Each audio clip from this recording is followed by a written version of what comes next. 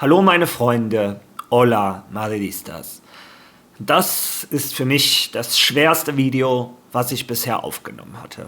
Bis vor 5 Minuten war ich mir noch nicht mal sicher, ob ich heute ein Video machen soll. Doch ich bin der Meinung, ich habe inzwischen eine gewisse Größe erreicht, eine gewisse Stimme und ich möchte die für das Richtige einsetzen.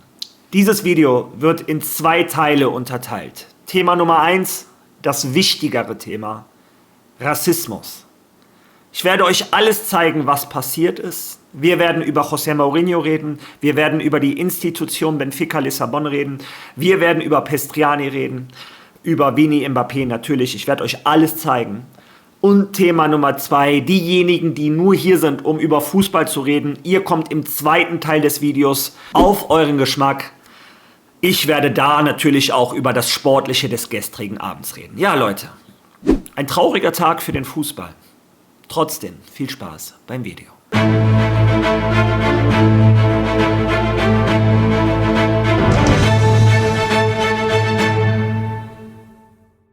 Ja, Leute, ich habe eine ganz harte Nacht hinter mir, einen ganz harten Morgen auch, ganz ehrlich. Ein Gedanke geht mir nicht aus dem Kopf. Ich bin ein weißer Mann in Spanien. Wie oft erlebe ich Rassismus? Einmal alle 2, 3 Monate im Fernsehen. Und es trifft mich sehr hart, obwohl ich noch nicht mal der Betroffene bin. Was muss ein Vini Junior fühlen, wenn der das Auswärtsspiel für Auswärtsspiel immer wieder durchleben muss? Wenn seine Familie das durchleben muss? Wenn das täglich in ihrem Leben ist, als direkte Betroffene. Ja. Zunächst einmal gibt es mit Sicherheit einige von euch, die nicht wissen, was passiert ist. Real Madrid hat gestern 1:0 bei Benfica Lissabon gewonnen. Doch das Sportliche steht tatsächlich im Hintergrund. Vini Junior hat ein absolutes Traumtor geschossen. Nach dem Traumtor hat Vini Junior es gewagt, zu feiern. Er hat getanzt. Als er da getanzt hat, wurde er und die Mannschaft mit Wasserflaschen beschmissen. Die Reaktion von Vini Junior, nachdem er mit Wasserflaschen beschmissen wurde, weil er getanzt hat und Feuerzeugen und was haben wir noch gesehen, so eine Vape etc.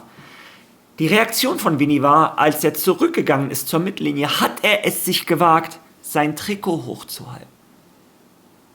Und der Schiedsrichter hat ihm deshalb eine gelbe Karte gegeben. Weil er auf dem Rückweg, nachdem er mit Wasserflaschen beschmissen wurde, es sich gewagt hat, sein Trikot so hoch zu heben. Und das hat gereicht, um einen Otamendi und einen Pestriani an den Abgrund des Nervenzusammenbruchs zu bringen. Ja, zunächst einmal gingen normale Diskussionen auf dem Weg ins Mittelkreis. Man hat gesehen, wie Pestriani was gesagt hat, Vinicius hat was gesagt, hat gelächelt. Das typische Hin und Her. Ja, und als Pestriani gemerkt hat, seine Anfeindungen stoßen bei Vini, verletzten ihn nicht, stoßen nicht auf das Gehör, was er haben wollte. Er hat nicht die Reaktion von Vini bekommen, die er gerne hätte mit seinen Beleidigungen. Ja, da hat er sich gedacht, jetzt hebe ich mein Trikot über den Mund und nenne dich Affe. Man sieht die Reaktion von einem Vini Junior. Ein Vini Junior, der vorher noch lächelt und sagt, ja komm. Schlagartig ändert sich sein Gesichtsausdruck. Er zeigt auf Pestriani, rennt sofort zum Schiedsrichter. Und ja, ich bin der festen Überzeugung, er hat einen Vini Junior Affe genannt. Mehrere Gründe dafür. Grund Nummer 1. Ein Vini hat gerade ein Traumtor geschossen. Ein Vini ist mit ihm hin und her am Diskutieren, wie Vini das 1000-mal gemacht. Warum sollte Vini Junior das in dieser Sekunde erfinden? Grund Nummer 2.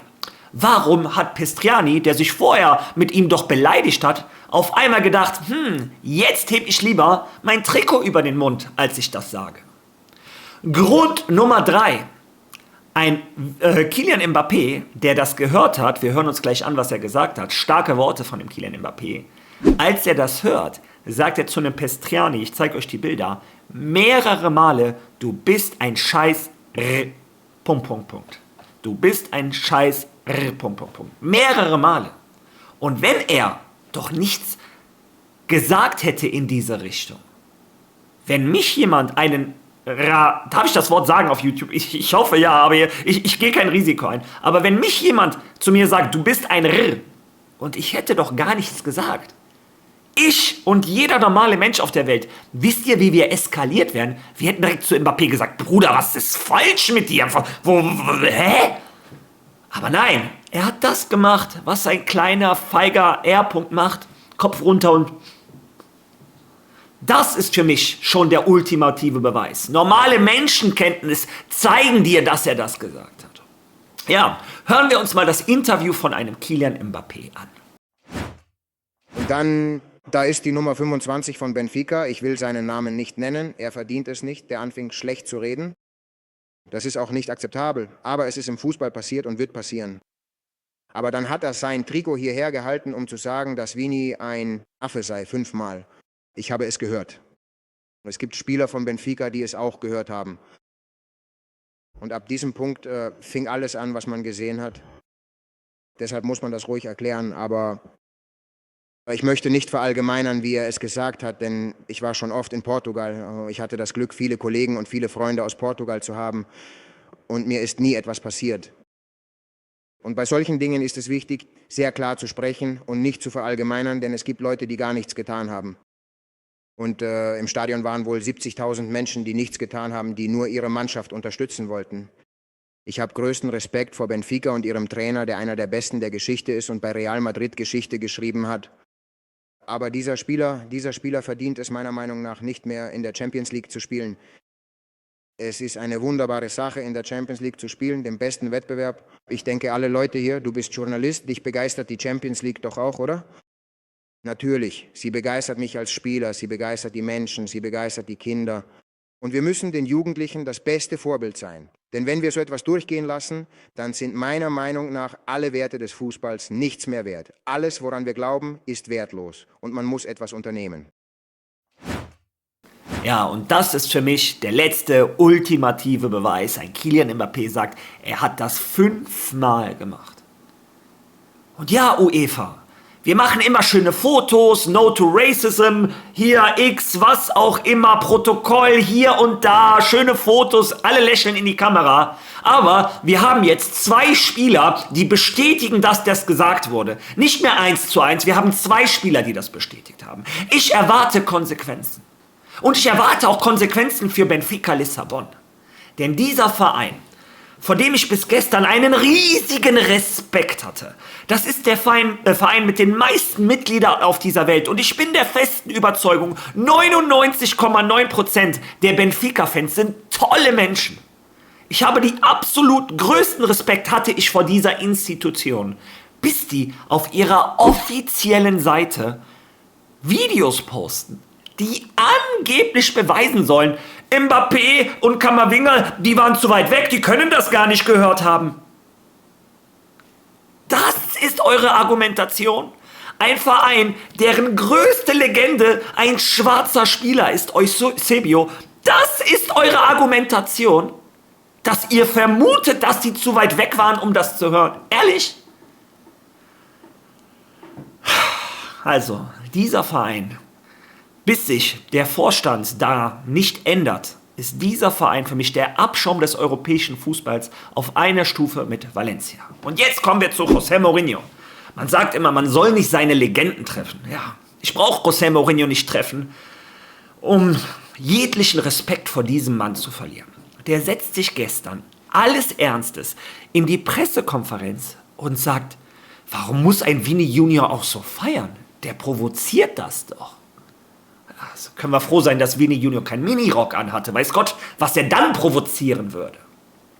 Und der hat noch die Dreistigkeit, einen Mbappé und Arbeloa anzugreifen in der Pressekonferenz, weil die zu ihrem Freund stehen, der gerade rassistisch beleidigt wurde. Und ausgerechnet du, José Mourinho, du musst reden. Du, der in Barcelona durchs Camp Nou gelaufen ist, du, der immer den hier macht oder was oder hier, der größte Provokateur, den ich je auf einer Trainerbank gesehen habe. Du musst anderen erzählen, was die dürfen und was nicht, wie die zu feiern haben und nicht. Boah, selten so eine Doppelmoral gesehen wie bei José Mourinho. Und bis gestern war das meine größte Trainerlegende bei Real Madrid. Vielleicht ist das auch einer der Gründe, warum ich so eine harte Nacht hinter mir habe und so einen harten Morgen. Ja, was da passiert ist, ich lese immer wieder den Kommentar, hat im Fußball nichts zu suchen. Nein, so etwas hat in unserem Planeten, in unserer Welt nichts zu suchen.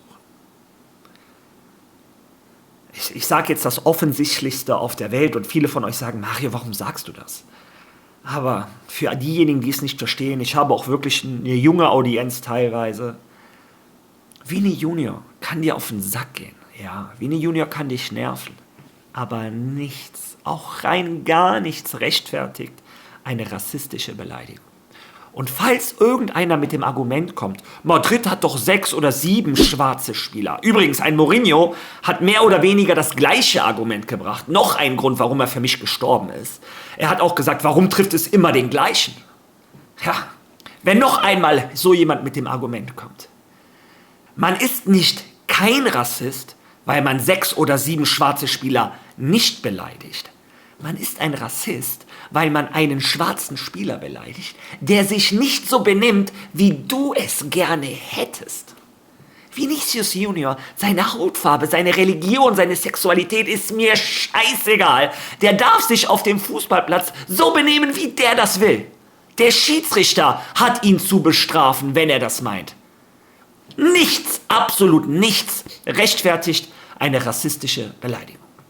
Und übrigens sind das meistens die gleichen Menschen, die einen Zlatan Ibrahimovic gefeiert haben, der genauso extrovertiert war wie ein Vini Junior. Mit gutem Recht, also seht das hier bitte nicht als Angriff auf Zlatan Ibrahimovic, eine absolute Legende, genau wie ein Vini Junior. Und dass er so etwas durchleben muss, macht mich als Mensch traurig. Und ich bin immer noch fassungslos. So etwas hat einen wunderschönen Fußballabend zerstört. So, genug davon. Kommen wir jetzt zum Fußballerischen. Und da möchte ich mich bedanken bei einem Álvaro Arbeloa. Der hat seine Lektion aus dem Spiel von vor 3 Wochen gelernt. Álvaro Arbeloa hat diese Aufstellung genommen. Die Aufstellung, die ich gestern in meinem Video quasi schon vorausgesagt habe, die ich auch verlangt habe. Ein Kylian Mbappé, meiner Meinung nach, hätte es noch nicht zurück in die 11 schaffen sollen. Ich habe ja auch gestern im Video gesagt, nur weil er bei 100% ist im Laufe des Spieles, hat man gesehen, Kylian Mbappé ist nicht mal bei 50%. Abgesehen davon hat Real Madrid dieses Spiel absolut verdient gewonnen. Oftmals sitze ich hier nach einem Spiel und sage, das einzig Gute ist das Ergebnis. Alles andere war schlecht. Heute sage ich, das Schlechteste gestern war noch das Ergebnis.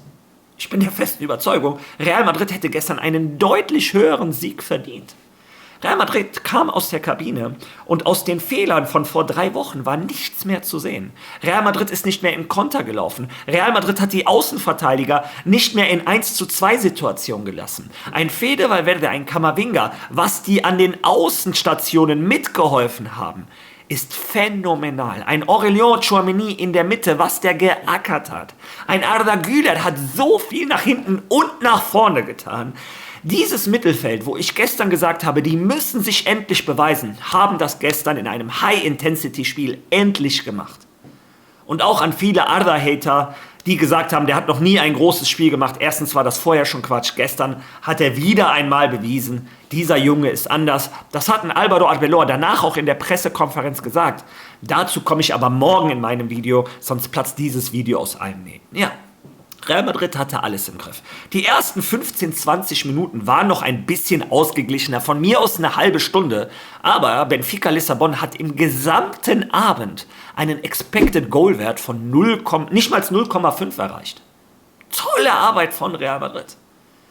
Stürmer gewinnen Spiele, Verteidigungen gewinnen Meisterschaften. Ein Álvaro Arbeloa baut diese Mannschaft von hinten nach vorne auf und der ist auf einem guten Weg. Ja, Real Madrid hat sich dann ab der 30. Minute hat immer mehr das Kommando übernommen. Ich glaube, in den letzten 10 Minuten vor der Halbzeit hatte Real Madrid 3 oder 4 klare Torchancen. Kylian Mbappé, Vini, Arda Güler mit 2, 3 Abschlüssen. Ja, es war ein Dauerbeschuss des Tores von Benfica. Es war eine Frage der Zeit, dass das Tor fällt. Ja, es war traurig, dass wir in die Halbzeit mit einem 0:0 gegangen sind. Aber nach der Halbzeit hat Real Madrid weiter Gas gegeben. Ja, und das Spiel war in der 50. Minute dann vorbei. Vini Junior macht ein absolutes Traumtor. Das schönste Tor, was ich bis jetzt in dieser Champions League gesehen habe.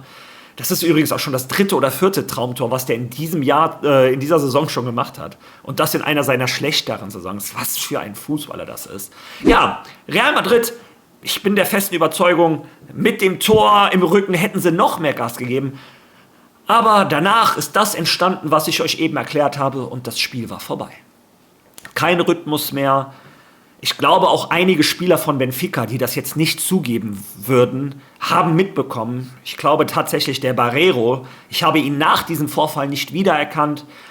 Ja, und einige Spieler von Real Madrid haben die Intensität deutlich angehoben nach diesem Vorfall. Ein Fede Valverde. Und auch da muss ich ehrlich sein, wir hätten uns nicht bestrafen dürfen, wenn er sich eine rote Karte abgeholt hätte. Ich bin froh, dass er sich keine rote Karte abgeholt hätte, weil meiner Meinung nach hätten sonst die gewonnen. Denn Fede Valverde hatte 180 Puls wegen der Situation. Ja, im Großen und Ganzen war das Spiel dann beendet. Real Madrid hat diesen Sieg verdient. Im Gegensatz, wir hätten noch deutlich höher gewinnen müssen. Ja, und alles, was danach kam, ist eine Schande für den Fußball. Liebe Madridistas, ihr wisst, dass ich auf diesem Kanal eigentlich immer ausschließlich über Fußball rede. Ich hoffe, ihr habt Verständnis dafür, dass heute das Thema Fußball für mich zweitrangig war. Ich hoffe, ihr habt Verständnis dafür, dass ich mich heute nicht danach fühle, Einzelbewertungen etc. zu machen. Sollte sich das im Laufe des Tages ändern, werde ich wahrscheinlich einen Short auf YouTube hochladen, dann könnt ihr das alle sehen. Dann lade ich das natürlich auch auf meinen anderen Social-Media-Kanälen hoch. Ich hoffe, dass ihr dieses Video, auch wenn es heute ein bisschen trauriger war als sonst, trotzdem unterstützt mit einem Like, mit einem Kommentar. Ein Follow würde ich mich sehr, sehr freuen, wenn ihr das auch hypen könntet. Und ich würde vorschlagen, wir sehen uns entweder später in dem Short, ansonsten sehen wir uns morgen wieder. Ja, ich bin immer noch fassungslos. Bis dahin. A la Madrid.